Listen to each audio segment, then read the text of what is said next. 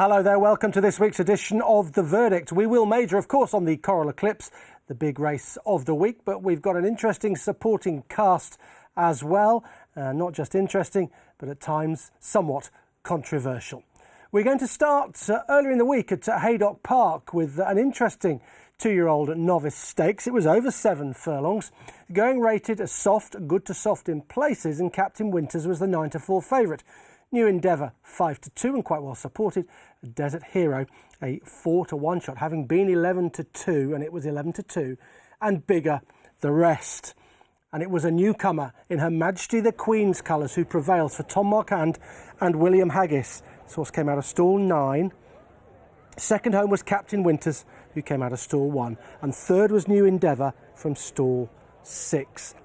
This is how this race unfolded, and I think we've seen a very good winner here on debut. The Haggis yard could not be in better form, but this horse I would not be surprised if he made up into a Derby contender next year as a 3-year-old. It was a strong staying performance. Now visually it looked like they went pretty hard in the early stages of this race. Captain Winters a bit keen, New Endeavour a bit keen as well, forcing the pace, and they seemed to be quite well strung out. But the sectionals tell us that they weren't really going that quick. It was more an evenly run race. They swing wide into the home turn, which tells us they might be going very fast, but really they weren't, and the pace didn't pick up until the 4th furlong, when they went 11.89, and they went 11.89 through the 5th as well. Here's the winner, just beginning to make up a little bit of ground in Her Majesty the Queen's colours. Tremendous day for Marquand and Haggis on this day with a 4-timer. And this horse stays on really strongly, picks up in good style. We know that the race wasn't particularly strongly run because of the finishing speed percentage, 104.09. There it is. So the winner's come home 4.09% quicker than he ran the rest of the race. That's quicker through the final 3 furlongs. So he's picked up really well. But the front two, who looked to be forcing a strong gallop, didn't drop away. They stayed there. Captain Winters on the rail and the very keen going New Endeavour, they didn't go away. They finished the race off quite well according to the sectionals, but nowhere near as well as the winner, who was the only horse to dip under 13 seconds for the final furlong, telling us, I believe, that he was really strong at the line, just under hands and heels from Tom Marquand. And I think he'll undoubtedly stay a mile. If they were to go a mile with him next time up, you'd have no worry whatsoever about the trip, for there is plenty of stamina on the distaff side of the pedigree. A pedigree that is just chock full of quality, for he is by Dubarwi, by See the Stars, out of a Dubarwi mare, loads of stamina on the dam side. And look at this, just pushed out hands and heels, lugging to his right a little bit, still a little bit green. He's beaten 2 quite nice horses, I think, in 2nd and 3rd. And look at the rest, well strung out. Nothing really got into it from off the pace, bar the winner. He was the only one that was able to go and pick up Captain Winters and New Endeavour, and he didn't just pick them up. He ran right away from them in the closing stages. A really good performance from this William Haggis trained colt. And it's worth remembering that William Haggis at the moment is striking at 27%. 27% in 2022. That is a tremendous strike rate. And at that moment in time when that horse won, I think he was 8 winners from his last 11 runners. So he's got his horses in tremendous form. And he and Her Majesty the Queen have got a lovely 2-year-old in the shape of Desert Hero. Well, whilst Kyprios put up the best staying performance we've seen this year thus far in the Ascot Gold Cup, we saw a staying performance that was right out of the top drawer at Sandhan last week, and it came in the shape of Coltrane, who was the 5-2 favourite for the Coral Marathon. Alberto Roca was the second in, coming off a layoff at 18-5, calling the win 5-1. Rodrigo Diaz 11-2, but it was Coltrane who absolutely routs this field in a good time. Stall 7, the one to keep the eye on. Sheepskin noseband on. Rodrigo Diaz from 3, second, calling the win 3rd from stall 5. It might not have been a very deep race as far as staying contests are concerned, but this horse Coltrane has posted a huge speed figure in winning this, and he didn't just win it, 10 lengths was the margin. How often do you ever see that in a flat race at Sandhan Park or anywhere really over this sort of trip. Very rarely. Sometimes you get it when a horse gets an easy lead, the other jockeys let him go and they think he's going to come back and doesn't, and he wins by a wide margin. But clearly a horse in those circumstances is flattered. Well, Coltrane is not flattered in any way with this performance. He was dropped in, held up. Here he is, quite a way off the pace. There he is, a pace which was quite modest. In a moment, Not So Sleepy, who's in here, will go on and get on with it. From 11 furlongs out, he goes to the front. But he doesn't surge forward and go a very strong gallop. It was just a steady gallop early on. They were crawling out there to a degree. And it turned into a bit of a dash when they turned for home. 4 furlongs out is where Coltrane began to wind up. And he posts some impressive figures for a stayer. It was like it when a stayer can pick up and can actually sprint. And that's what Coltrane can do. And no wonder some people were talking about the Melbourne Cup after this performance. Now, you may think I'm getting carried away with what he did here. After all, he won an Ascot Stakes off a mark of 98. Okay, yeah, that was pretty good last time up. And this isn't the strongest of staying contests that you'll ever see. There's certainly no Kyprios, there's certainly no Stradivarius, etc. But this horse is getting better and better. He's on a steep upward curve. Not So Sleepy has taken it up now, and the pace just picks up a little bit at this point. Coltrane, I think you'd have to say, is not in a great position given how the race was run. He's quite a long way back. What would he be? 15, 16 lengths off the leader at this stage? Here he is. Yukon Glen, he's also miles back. He was never really going Yukon Glen, but the figures tell us that he came home pretty well, and we'll talk about that when we get to the home straight. But he had an impossible task given where he was positioned. Coltrane will slowly begin to make up a bit of ground, and then from 4 furlongs out, this turns into a sprint. Not So Sleepy dictating matters and really has got the run of the race out in front. Alberto Roca sat in second place, just a little bit keen on the comeback off a layoff, just doing a bit too much in second. And Yukon Glen, you can see right out the back, being niggled along at this stage. Paul Mulrennan gets a real good tune out of him, but he's not really going, to be honest. He wasn't on a going day, although he does finish off his race quite well. So we're getting to that point where they're going to pick up the pace. It's from about 4 furlongs out that the pace really picked up. Coltrane's beginning to make some ground. Not So Sleepy leads them in, and now Coltrane starts just to be niggled to go and chase this winner, who's trying to steal it from the front. Had every right to do so off the steady fractions that they've gone. But here comes Coltrane, and this is where he's impressive. The 13th furlong, this is a 2-mile stayer. He can run 11.36. Here he goes. He's surging through the furlongs now. 11.36 and a 37.78 final 3 furlongs.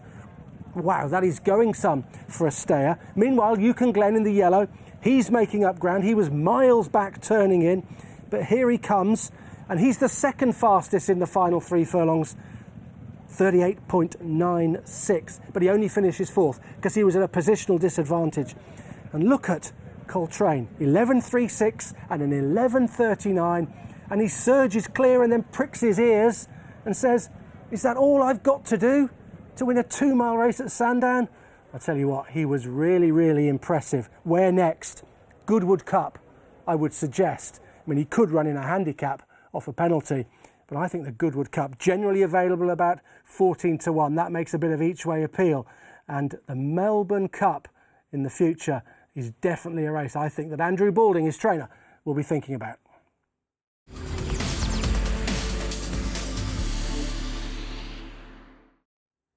Time now to have a look at the listed Gala Stakes, which featured the return of Adabe, who was sent off your 11-8 favourite. But it was not Adabe who was to prevail here. It was Passion and Glory and Holly Doyle for Saeed bin Saror. She came out of stall number 3, Holly. Second place, Regal Reality from 1. Watch him at the start, completely fluffs it. And Adabe came out of stall number 4. I think the first thing to say about this is, number 1, this winner is a good horse, Passion and Glory. We've got evidence of that from his previous. But number 2, the race fell apart a bit. 1, because Regal Reality completely blew it. There he is. He's completely missed it. And there's a Dabe in the yellow colours, underperformed, probably because the ground was too quick. But I think the Haggis team needed to get a run into him. They thought it was safe running uphill. Maureen Haggis said as much when interviewed on Racing TV. So they thought they'd let him run, and they've now got a run into him. But he is much, much better with some cut in the ground. It was suggested after the race that perhaps he wasn't the force of old. Well, I think you can only judge that when he gets to race on ground that really suits him. Now, at this point down the back, they're crawling. It's a very steadily run race. The early sectionals, the third furlong, 12.22. The fourth, 12.65. They've slowed it. And the fifth, 12.64. It's a bit of a dawdle out there. With that in mind, the winner is very well placed. Regal Reality, who finishes second, is poorly placed. The pace doesn't pick up until they turn for home. It's the 8th furlong that was the quickest of the race, and we'll highlight that in a moment. How do we know they've gone steady? Well, visually it looks that way, doesn't it? You can often tell things with the naked eye, but the naked eye can lie, so we back it up with figures, and the figure that tells us is the finishing speed percentage, 104.28. So the winner, who's just edging up onto the girth of the leader, Victory Chime, who came home 4.28% quicker in the final 3 furlongs than he ran the rest of the race. Just took a little while to pick up under Holly Darley. He's a really big, imposing horse, Power and Glory, but he picks up very well, and he is back to, I think, where he was when winning an Ascot handicap a few starts ago. He was last seen in Dubai, running over 2 miles in the Dubai Gold Cup. He didn't run too badly, actually, but he doesn't stay 2 miles. He just about gets a mile and a half. I think, though, a mile and a quarter is his trip. This is where the pace picks up. The 8th furlong, Holly Doyle beginning to say go on Power and Glory. And he responds and he says, OK, I'll run 11.57 in this next furlong for you. And that will seal the deal as far as this race is concerned. There's a Dabe. He's just hanging a little bit under pressure, perhaps feeling the ground. And now Regal Reality has got a seam and is beginning to run through. But it's all too late for this horse, and he's making a habit of missing the break of late in his races. Power and Glory stretches all the way to the line and runs out a ready enough winner. Regal Reality ran the fastest final 3 furlongs. He came home in 36.1, so he was faster than the winner through the final 3 furlongs. But the winner had too much of an advantage, was too far ahead of Regal Reality. It was too much of a gap to bridge for the runner-up. This is good from Saeed bin Suroor. I'll tell you what, he is very good with horses off layoffs. They come off long layoffs and they tend to come back and win.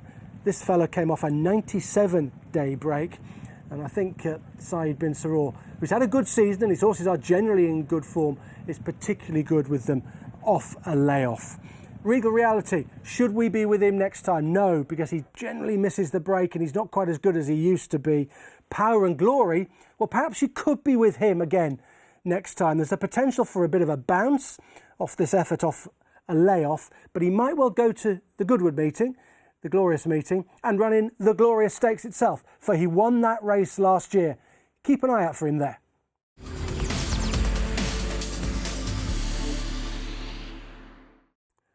Let's move on to the big race of the week, the Coral-Eclipse at Sandhan Park, and this is how they bet for that. And Bay Bridge was the 9-4 favourite. Some good late money for him. Vadeni was 11-4, Native Trail 3-1, 7-1 Mischief, Alanker 15-2, and Lord North the outsider. He was a 33-1 shot, but it was Verdani at 11-4 who prevailed here for Jean-Claude Rouget, Christophe Soumillon, and His Highness the Aga Khan. He jumped out of stall number 4. Second place was Mischief from 3. And third home, Native Trail, up in trip to a mile and a quarter, got it fine. No problems there for Native Trail. So what do we get in this year's Coral-Eclipse? Well, first of all, Mischief misses the break. He's a step slow. Didn't help him, given what happens in the closing stages. He is making a bit of a habit of doing that of late.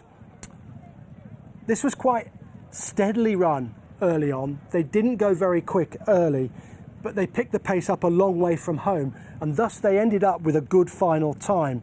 2 minutes 5.2 seconds, which was 1.8 seconds under the Racing Post standard. And we know that it was probably an evenly run race. When you get a good time, you did generally have an evenly run race by the finishing speed percentage, 101.45. That was achieved by the winner. So he's just come home in the final 3 furlongs, 1.45% quicker than he ran the rest of the race. He's held up last by Soumillon in His Highness the Aga Khan colours. Hard to pick him out, but he's just a green cap just in there. And here's Mishriff, who'll get some trouble in running late on, and he's a tad unlucky. The pace was made by Alan Kerr. Baybridge sat second, Lord North sat in third place. And then Native Trail, I think, ran very well. His first try at a mile and a quarter, and made the frame. And the 3-year-olds first and third here, telling us that perhaps the 3-year-old crop is pretty good. Now the pace quickened through the 7th and 8th furlong, and Verdani was quickest in the 7th and 8th furlongs. When Soumillon moved him up, he's beginning to pick the pace up now. This is where I say they picked it up a long way from home at the bottom of the hill. And those furlongs were 11.48 from Vadeni and 11.47. And this is when they're really quickening, and Vadeni's quickest. Soumillon will pull him out round Native Trail, so he's not going to get any bother. He sits for a stride or two there, Soumillon. Puts his hand back on the reins. Now he goes. And when he goes here, David Egan's already gone for his whip on Mishriff, and he's got a gap. There was a gap there. There was a brief moment when there was a gap there for Mishriff, but it closed. Native Trail and Baybridge not letting him go. Look at Lord North's head. He's getting a bit of interference down on the inside. That didn't necessarily help him, although he's run a blinder for a 33 to 1 shot. Here's Verdani quickening up down the outside, and Mishriff has to switch. And now he runs on. And he runs on strongly. And he's fastest through the final furlong in 13.05 compared to the winner at 13.21. Mishriff undoubtedly inconvenienced, unlucky in the run. Vadeni got first run, and Vadeni wins the Coral-Eclipse under a delighted Christophe Soumillon, signalling to his kids on the infield who were filming him with their phones. Let's have a look at the head-on. Vadeni showed an impressive turn of foot. I think he'd be even better in a really strongly run race when horses are stopping in front of him. Here they weren't necessarily stopping. His final 3 furlongs, 37.21. So he's come home pretty strongly up the hill. He fired 2 impressive furlongs of 11.48 and 11.47, furlong 7 and furlong 8. When Soumillon first went for him, he did quicken very well. Here's the trouble for Mishriff. There he goes. He's tried to come through that gap, but it's closed. Baybridge is head to the left, Native Trail lugging into his right. There's no way through for David Egan, so he has to switch. And that's cost him momentum and a bit of ground, and he wasn't beaten all that far. So those that think he probably would have won the Coral-Eclipse with a clear run have got a case to make. But it just didn't pan out for him, and he was only second, but he's run a great race, a really good race, and he'll head to the Jubbon International. The winner, Verdani, well, Irish champion, you perhaps would have thought, rather than the Jubbon. I think that's the route that Jean-Claude Rouget was hinting at after the race. Baybridge, what do we make of Baybridge? Well, he's a bit disappointing, isn't he? He was second at Ascot in the Prince of Wales Stakes to State of Rest. Could he have bounced out of that? Well, it's possible, but these facts perhaps tell more of a tale. His turf wins have come twice on soft ground, once on good to soft, and just once on good ground. This was quick ground at Sandhan, and I put it to you that possibly the ground was a bit too quick for Baybridge on this occasion. Mishriff surging, too late. Vadeni had shown a sharp turn of foot, as he did when he won the Prix du Jockey Club. Soumillon cheered home by his kids near the winning line. I think that's who Soumillon saluted to after the line. But in doing so, this happened. Unfortunately, exuberant celebration led to Lord North and Native Trail being hampered after the line as the horse followed the rail round. Soumillon celebrates with his kids, and I'm afraid that bagged him a 12-day suspension. 12 days for that, for exuberant celebration. Now, I know it could have brought horses down and jockeys could possibly have been injured, but all was well, and that seems pretty harsh to me, 12 days. If you think Paul Hannigan got 10 days on the Riddler at Ascot for coming right across the track and hampering horses in the heat of battle. This was after the race and he was celebrating. Yes, he shouldn't have done it. 12 days? Too harsh in my opinion.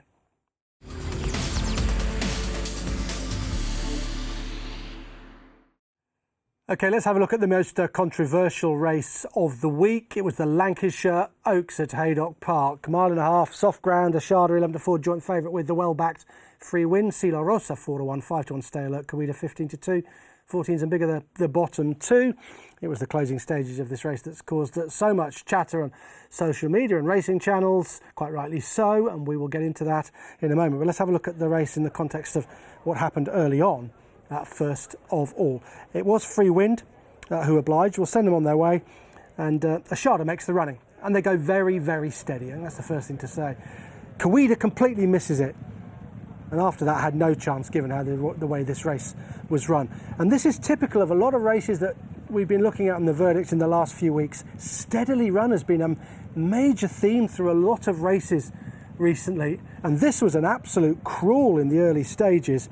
If you just have a look at them here, they are just cantering, and the horse on the outside, you want to keep an eye on Stay Alert in there in the blue cap, reefing and pulling for a head in the early stages because they're going so slow. That is backed up by the sectionals. Ashada took them through.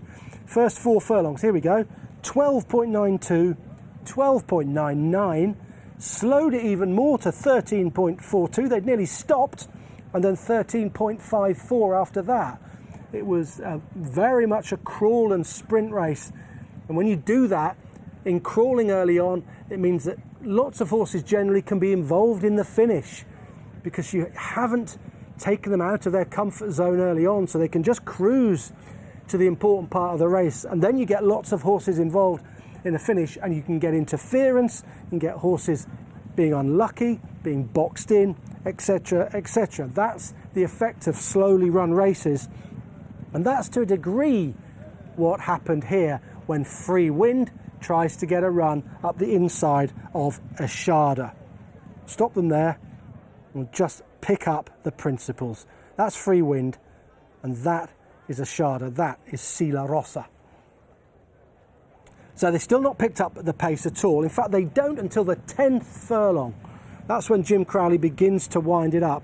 And that is the fastest furlong of the race. And it's fired at 11.29. That's when they picked this race up. They've still not picked it up. They've gone very steady around this bend. I think jockey's perhaps mindful of the soft ground, but Ashada at the moment completely has the run of the race. Now Jim Crowley's about to pick it up and fire that fast furlong. In behind, Free Wind going well, but nowhere to go at this stage. And now Rab Havlin is exploring this route. He's having a look down the inside. He could sit and suffer. He could sit and suffer in here and wait for something to happen round the outside, but he decides the inside route is worth exploring. Maybe he got a sniff that Jim Crowley's filly was edging off the rail. He pokes his nose in. He gets to Ashada's girth, in my opinion, and then the interference occurs. Wow, and it's considerable. And Ashada is inconvenienced and Free Wind even more so. And it is absolutely remarkable, in my opinion, that Free Wind managed to pick up and surge past Ashada and Sila Rosa and win going away, having suffered that interference when the pace was quickening in a slowly run race. That is really, really impressive. Forget the interference for a moment and just look what she did. She was stopped. She nearly went over the rail.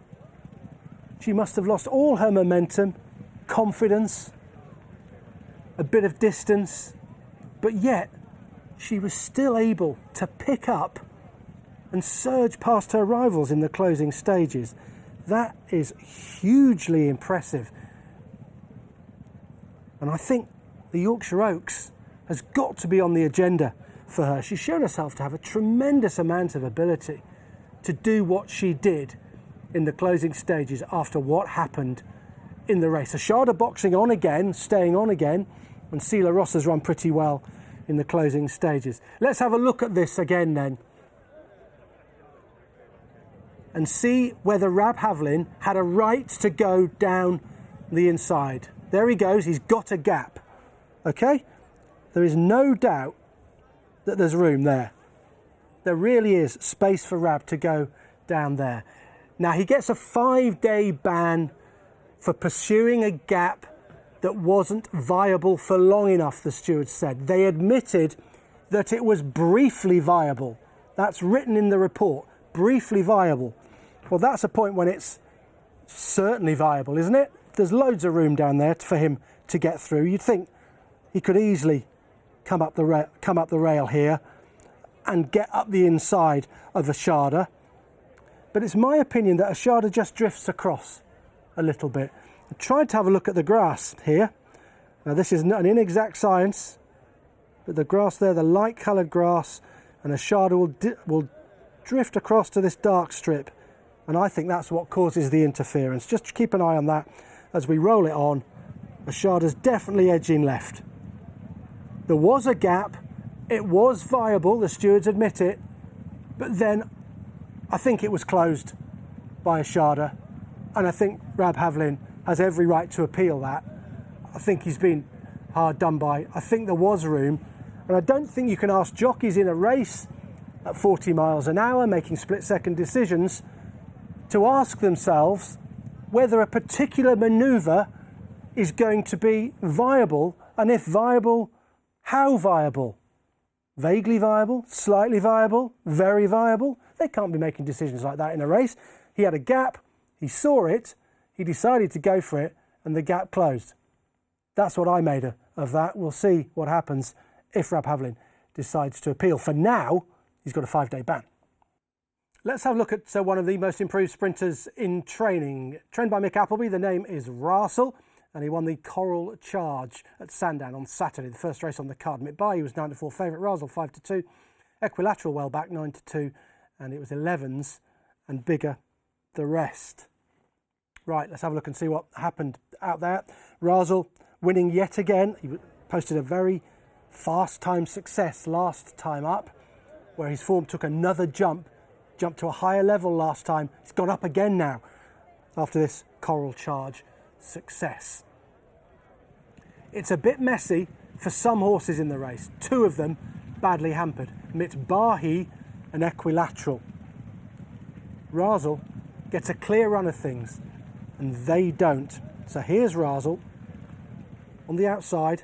Not ideal, he's not got much cover perhaps as James Doyle would have wanted, but they're all bunched close to that far rail, and the 2 horses that get trouble that are worth watching, Mitbahi and Equilateral.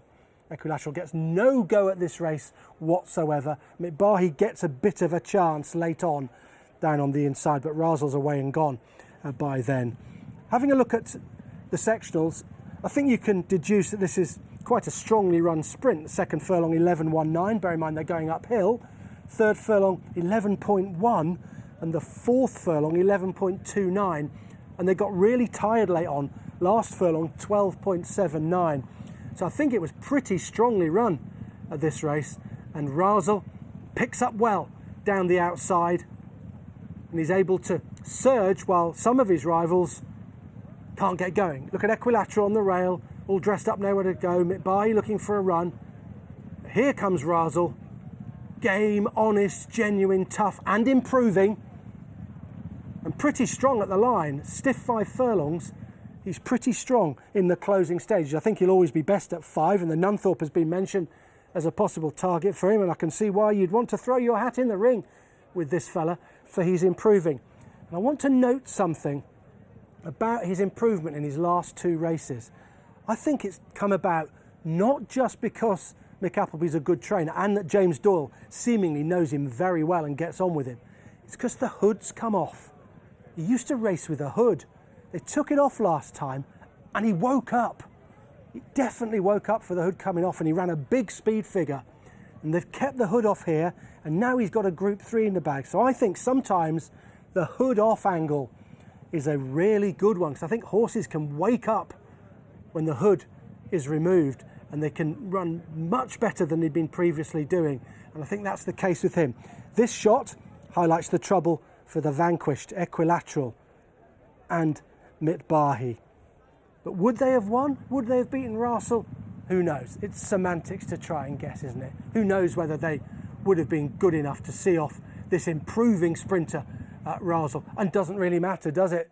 To the horse watchers, congratulations to them, for they've got a horse that they only spent 10 grand on, going forward at a rate of knots, and good luck to them wherever they might go with him. I think he's got upwards of 4 very interesting entries going forward, not least the Nunthorpe, but he's been a real success story for the Mick Appleby yard, and that was a very good performance in the Coral Charge.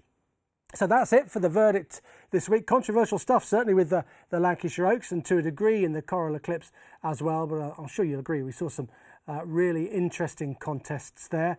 Do have a look at my verdict column on the website. I'm having a look at 4 completely different races on there, and some horses to put in your racing TV tracker are there as well. But for now, that was this week's verdict. I'll see you next time.